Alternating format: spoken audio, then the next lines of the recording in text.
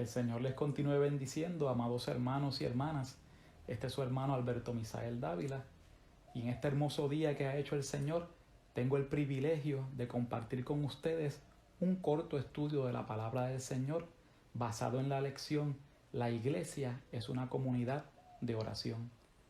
Para esto estaremos utilizando la base bíblica que se encuentra en el Evangelio según Mateo, capítulo 6, versos del 5 al 13. Estaremos también referenciando algunos otros textos bíblicos durante la presentación. Y bueno, si vamos a hablar del tema de la oración, lo primero que cabe preguntarse es, ¿qué es la oración? Pues la oración en su expresión más sencilla sería hablar con Dios. Pero, ¿qué otras cosas implica esa hablar con Dios? Bueno, es un diálogo entre el ser humano y Dios como parte de un acto de adoración y comunicación. La oración generalmente ha implicado adoración, confesión, súplica, intersección y acción de gracias. En una ocasión, el Señor le dijo a sus discípulos: ustedes pedís y no recibís porque pedís mal. O sea, que hay formas incorrectas de orar y entonces debe haber formas efectivas de oración. ¿Y quién mejor para enseñarnos cuál es la forma correcta de orar que nuestro Señor y Salvador Jesucristo? Así que si vamos ahí mismo en el capítulo 6 de Mateo, verso 5, empieza por advertirnos que no oremos para ser escuchados por los hombres. Y a eso le llama un acto de hipocresía.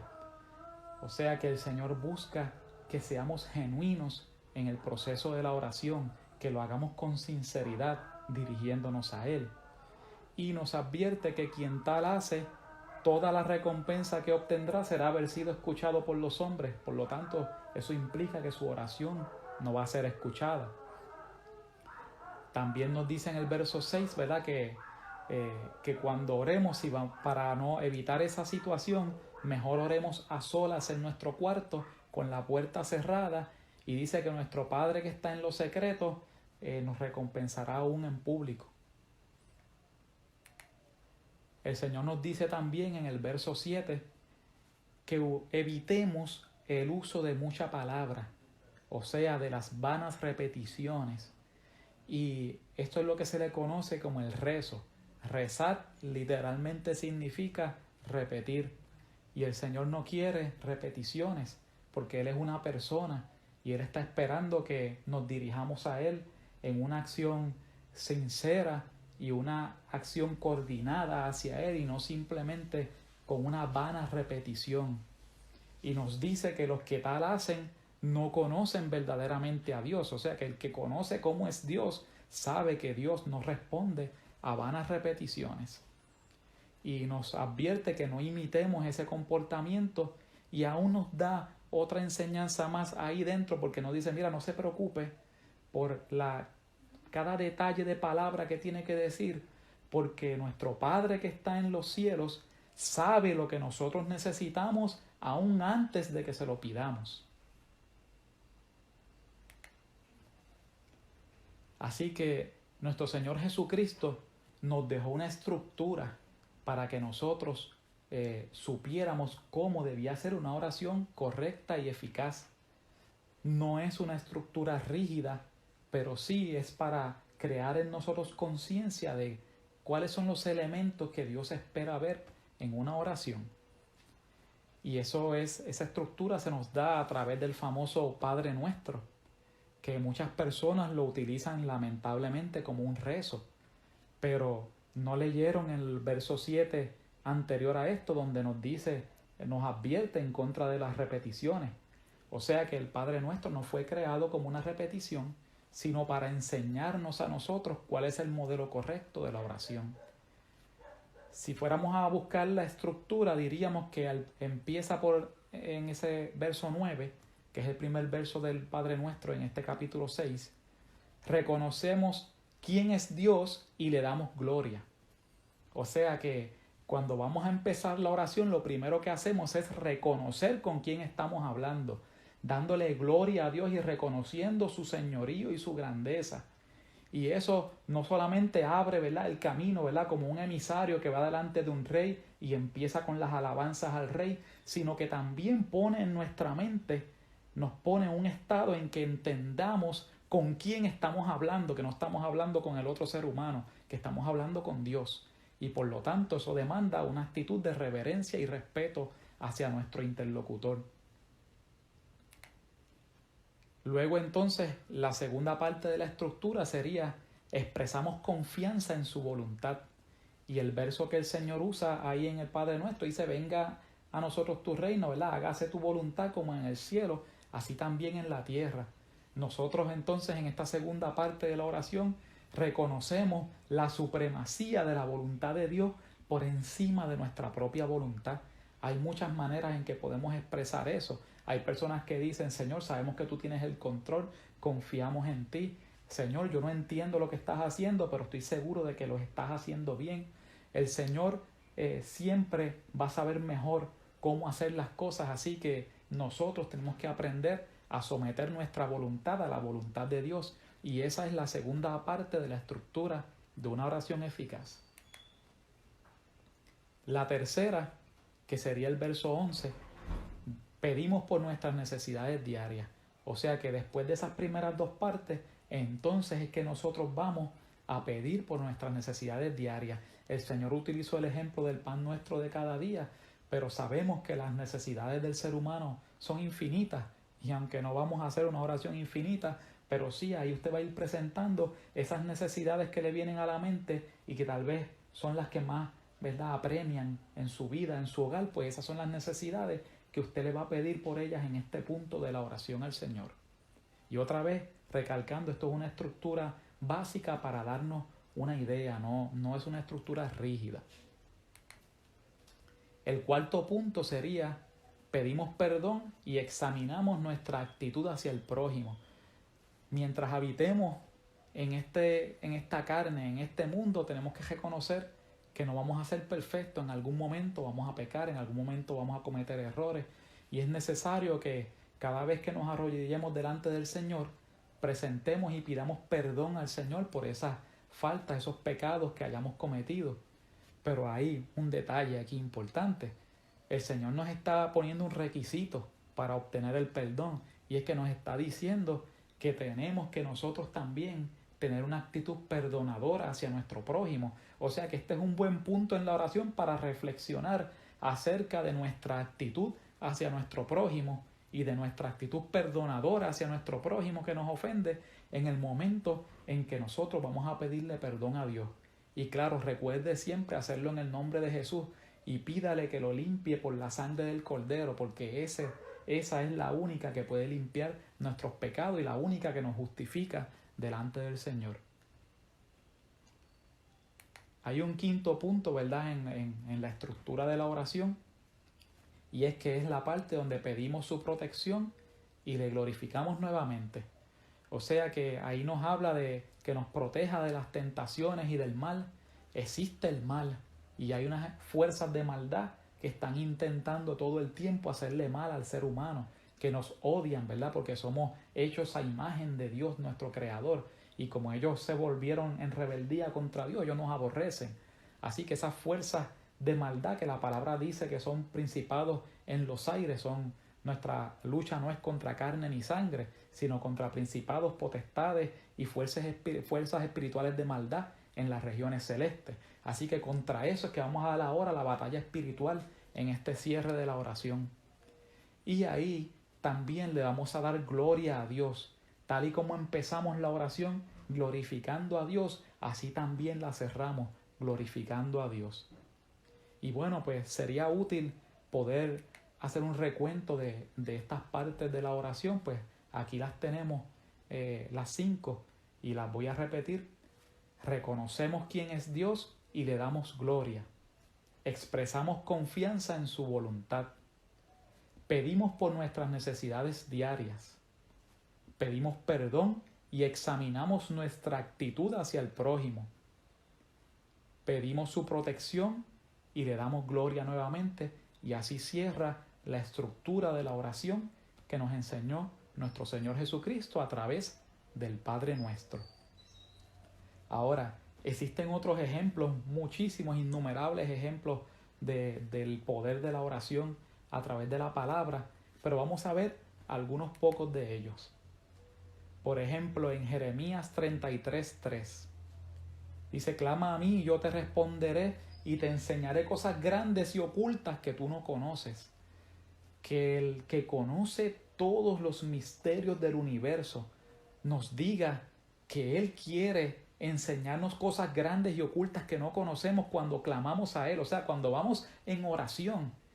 O sea, que la oración establece y va estableciendo y va fortaleciendo un vínculo tan grande entre nosotros y el Creador, que Él nos está ofreciendo, que hasta nos va a revelar maravillas y cosas especiales que nosotros no conocemos. En Mateo capítulo 7, verso 7, nuevamente hablando nuestro Señor Jesucristo, como nos enseñó en la estructura de la oración: pedid y se os dará, buscad y hallaréis, llamad y se os abrirá. Y aunque es un texto relativamente corto, tiene una gran enseñanza, porque fíjese que tiene 3 acciones y 3 resultados. 3 acciones y 3 resultados. Tiene la acción de pedir, y son acciones que hacemos nosotros, y los resultados vienen de parte de Dios. Pedid, buscad, llamad. Pedid, buscad, llamad. Cosas que tenemos que hacer nosotros, una acción nuestra. Y eso tiene respuestas de parte de Dios. Pedid y se os dará. Buscad y hallaréis. Llamad y se os abrirá. O sea que la oración implica una acción nuestra y implica una respuesta de Dios. Y Dios nunca falla. Así que hagamos nuestra parte para que el Señor entonces pueda hacer la suya. En el Salmo 55, verso 16, dice: en cuanto a mí, a Dios clamaré y Jehová me salvará. O sea que esa oración del salmista refleja confianza absoluta en lo que Dios va a hacer, en que Dios lo va a librar, en que Dios lo va a proteger. Y eso es un modelo para nosotros en la oración, de que tenemos que orar con la seguridad de que nuestro Dios oye y contesta. En el Salmo 55, 17 nos dice: tarde y mañana y a mediodía oraré y clamaré, y Él oirá mi voz. Ahí hay una recomendación preciosa de que oremos 3 veces al día. Fíjese que esa recomendación que nos da el salmista es una muy hermosa, de que oremos 3 veces al día. Y hace sentido, porque cada día nos envolvemos en los quehaceres, en los trabajos, las escuelas, universidades, en los negocios, y en todo eso tenemos la tendencia a irnos envolviendo, y como que a veces nos olvidamos un poco de la palabra de Dios y nos olvidamos un poco del camino. Puede pasar, y por eso es que esa oración y esa comunión constante es necesaria para que mantengamos esa conexión con el cielo. Y hay ejemplos también en la palabra de personas que pusieron en práctica eso, y uno que vamos a ver en este día es el ejemplo de Daniel, que lo titulamos: Daniel, hombre fiel en la oración, que vio la gloria de Dios. Y tenemos ahí un texto que es Daniel 6:10. Y si buscamos el trasfondo de lo que ocurrió ahí en Daniel 6:10, tenemos que hablar un poco de la historia de Daniel y de su pueblo, ¿verdad? Daniel era del pueblo de Israel. Y Daniel, en este punto de su vida, había sido deportado junto con el pueblo a Babilonia. El pecado, ¿verdad?, de la nación llevó a que sus enemigos se enseñorearon sobre ellos y fueron deportados a Babilonia. Hay una enseñanza aquí también detrás de esto. Fíjese que Daniel era un hombre justo y fue fiel a Dios desde su juventud. Y era un hombre que oraba a Dios 3 veces al día. Y sin embargo, él también tuvo que sufrir la deportación. Es por eso que los siervos de Dios, mientras vivamos en este mundo, vamos a sufrir muchas de las consecuencias que el pecado ha traído a este mundo, porque ya nosotros fuimos tomados de ahí, fuimos lavados por la sangre del Cordero, pero todavía habitamos en este mundo, y muchas cosas de las que pasan en este mundo que no son buenas nos afectan. Ahora, al igual que Daniel, que vamos a seguir, ¿verdad?, hablando de él, Dios va a estar con nosotros, y esa es la gran diferencia. Fíjese que Daniel también nos da otro ejemplo, porque él fue educado en las artes y las ciencias de los babilonios, mas sin embargo él se mantuvo lejos de contaminarse con el pecado que hacían aquella gente, ¿verdad? Y nos habla la palabra, nos menciona específicamente de sus 3 amigos, ¿verdad? Sadrach, Mesach y Abednego, que se rehusaron a comer de la comida de la mesa del rey y prefirieron legumbres. Y ciertamente Daniel también, como estos 3, se mantuvo limpio de todas estas cosas, ¿verdad?, que estaban pasando allí en Babilonia. Y a pesar de que le fue dado un puesto de poder, no se le subió a la cabeza, sino que siguió siendo humilde. Todo esto viene, ¿verdad?, de esa conexión que tenía Daniel con Dios, que se mantuvo fiel y se mantuvo siendo el mismo cuando fue llevado prisionero y cuando le fue dado un puesto de autoridad y poder, y teniendo acceso a las riquezas del reino se mantuvo fiel. Tan es así que dice la palabra que había en él un espíritu superior, y ese espíritu superior que lo llevaba a actuar de una manera que era notada por todos los otros sátrapas, gobernantes y hasta por el mismo rey, hizo que se despertara una envidia en su contra, ¿verdad?, de personas que no tenían a Dios en su corazón. Y en esa envidia investigaron, pero honrosamente nos dice la Escritura que no encontraron ninguna falla ni falta. Él era íntegro en todos sus caminos. Por eso es que tenemos que hacer todo lo posible por guardar nuestro testimonio y nuestra integridad dentro de todas circunstancias, como lo hizo Daniel. Y cuando en este punto del verso 10, que se había firmado un decreto del rey por engaño de los enemigos de Daniel, buscando que el rey lanzara a Daniel al pozo de los leones, que buscando que él lo matara para sacarlo del medio, ¿verdad?, por esa envidia que le tenían. Mas sin embargo, Daniel, aún sabiendo el riesgo que había para su vida, se mantuvo fiel, y dice que siguió orando 3 veces al día y con las ventanas abiertas que dan hacia Jerusalén. Aun cuando lo llevan delante del rey, él no se retracta de esto y es condenado al foso de los leones, y él se mantiene fiel, aún a riesgo de su propia vida. Y sabemos, ¿verdad?, y conocemos la historia de que los leones no lo tocaron porque el Señor envió su ángel que estuvo allí en medio de aquel lugar y protegió a su siervo Daniel. Y aquellos leones no eran leones mansos ni eran leones sin dientes, eran leones que los tenían preparados y los dejaban sin comer una cantidad de días para que estuvieran bien hambrientos cuando a la persona condenada a muerte entrara allí, ellos no dejaran ni rastro. Y por eso se sorprendieron el rey y sus oficiales cuando al día siguiente Daniel estaba no solamente con vida, sino sin un rasguño. Y ahí es entonces cuando, ¿verdad?, por completar la historia, el rey entonces, en un giro de eventos, manda a que echen a todos aquellos acusadores de Daniel al foso de los leones, y dice la palabra que no habían llegado al fondo cuando ya todos sus huesos habían sido quebrados. O sea que esos leones sí estaban hambrientos y sí eran feroces. Y asimismo sabemos que este Daniel fue el mismo que interpretó sueños y al cual le fueron traídas revelaciones de parte de Dios, que todavía las estamos estudiando, porque son revelaciones de toda la historia que cubren todos los reinos de la humanidad, desde el principio hasta el fin de la era del hombre, y de todo el trato con Dios para con su pueblo Israel, desde aquel entonces hasta el final de los tiempos. Y todo eso, toda esa gloria de Dios la vio un hombre que oraba 3 veces al día. Qué ejemplo maravilloso, ¿verdad?, para nosotros seguir este ejemplo del profeta Daniel. Y fíjese, volviendo al tema básico, ¿verdad?, de que la iglesia es una comunidad de oración, ¿verdad? Nuestra congregación, ¿verdad?, la Iglesia de Dios Pentecostal Movimiento Internacional de Guayama, es una comunidad de oración. Oramos de manera individual en las casas, oramos en los cultos de oración, oramos en los retiros de ayuno y oración, elevamos clamores por la situación del país y del mundo, oramos en cultos evangelísticos en las comunidades y oramos en los hospitales y en las cárceles, ¿verdad? Hay hermanos en nuestra congregación dispersos por todas esas áreas haciendo la oración, ¿verdad?, y el trabajo que Dios manda, ese trabajo del amor de Dios. Y no quisiera cerrar este estudio acerca de la oración sin que aprovechemos y juntos hagamos una oración, todos en comunión. Amado Dios y Padre Celestial, glorificamos y enaltecemos tu nombre, porque tú eres digno de toda gloria y de toda honra, y tú eres el Señor del mundo, del cielo, de la tierra y de todas las cosas, y eres ciertamente el Señor de nuestras vidas. Bendito sea tu nombre.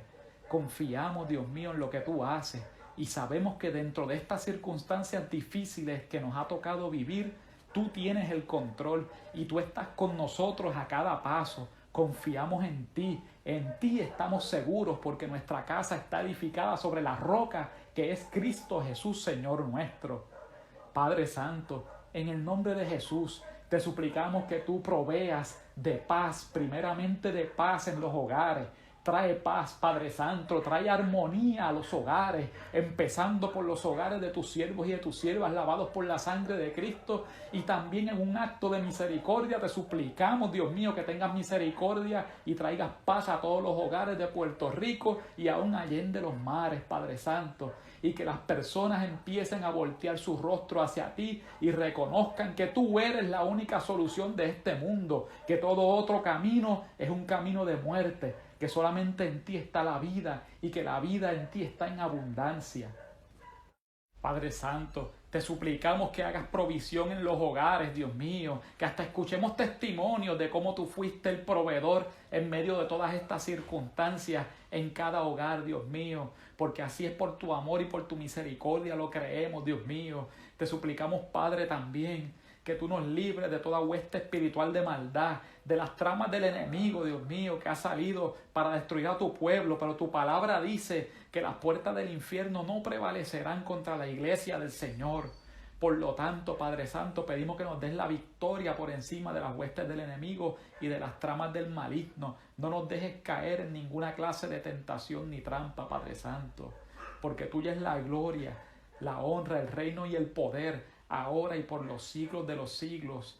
Amén. Gloria a Jesús.